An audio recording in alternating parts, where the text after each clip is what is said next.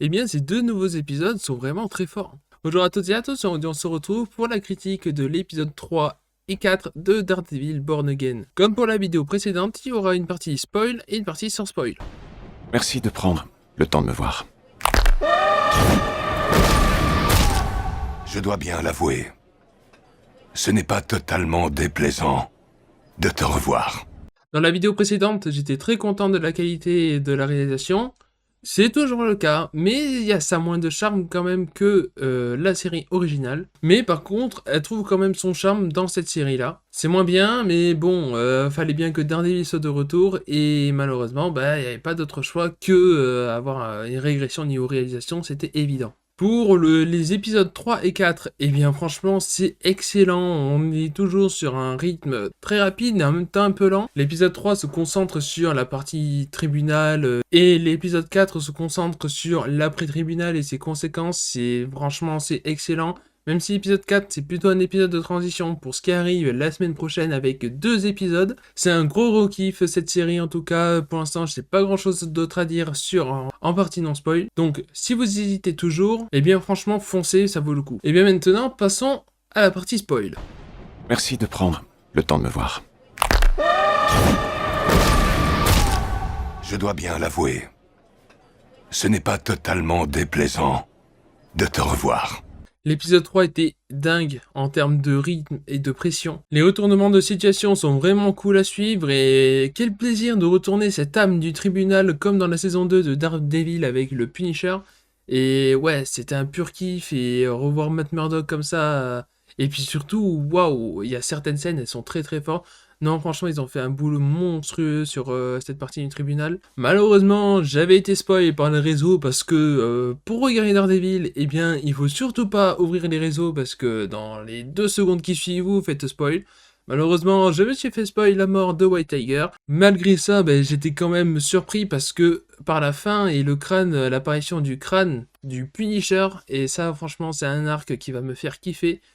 Et d'ailleurs, ils en parlent vite fait dans l'épisode 4, mais on en aura plus en profondeur par la suite. Et ouais, même si la mort de White Tiger, je trouve que c'est un peu un point gâché, parce que le personnage avait l'air vachement cool. Mais bon, malheureusement, l'acteur est décédé, donc je pense qu'ils ont préféré le tuer. Et en même temps, ça donne un truc à la série qui dit...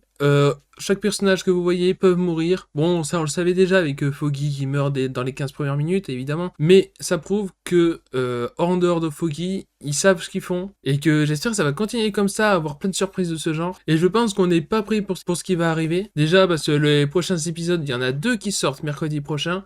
Et ce sera probablement le duo du Punisher et Daredevil. On le voit à la fin de l'épisode 4 que Daredevil, Matt Murdock, reprend le flambeau et s'entraîne pour aller tout simplement casser des culs. Évidemment, le passage avec le Punisher est tellement fort, c'est l'acteur, le casting, il est impressionnant. D'ailleurs, avant que la série se fasse reboot, le Punisher devait apparaître, mais Jon Bernthal a dit qu'il avait quitté la série, la production, parce qu'il n'avait pas du tout apprécié ce qu'ils avaient fait. Et donc, ça voudrait dire que l'ancienne version de Daredevil Born Again avait l'air vachement... ça avait pas l'air très bien, hein. Et donc je suis content de voir ce qu'ils ont pu faire là dans cet épisode.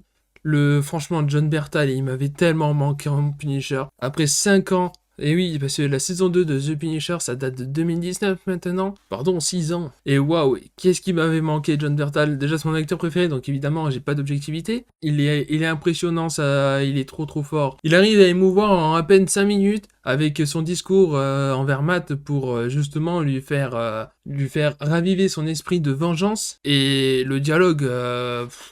ouais, c'est extrêmement fort, rien à dire là-dessus. Et ouais, bon, cet épisode 4 est un épisode de transition, parce que tout ce qui se passe autour de Fisk, finalement, est une transition vers son aspect sombre, parce qu'il revient dans son aspect sombre, évidemment, on le voit à la fin de l'épisode avec Adam, qui est dans une cage, l'ex de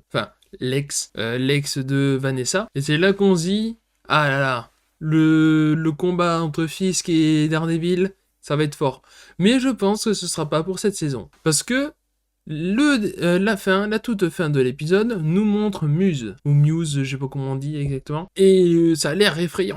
Ce mec, il a l'air pas très bien de sa tête, et j'ai vachement hâte de voir ce que va rendre Muse à l'écran, parce que il a l'air vachement stylé. Et j'espère qu'on reverra des scènes de balancement de Daredevil, parce que dans l'épisode 1, ça m'a fait un petit chaud au cœur, c'était trop bien, même si les effets spéciaux étaient évidemment pas très beaux, mais franchement, j'espère qu'on reverra ça. Donc voilà, toujours conquis par cette série, et l'épisode 3 et 4 sont excellents. Le 3 est peut-être le meilleur de la série, même pour l'instant. Mais putain, revoir le Punisher et Matt Murdock à côté, c'était trop bien. Je suis désolé, là, je perds toute mon âme objective.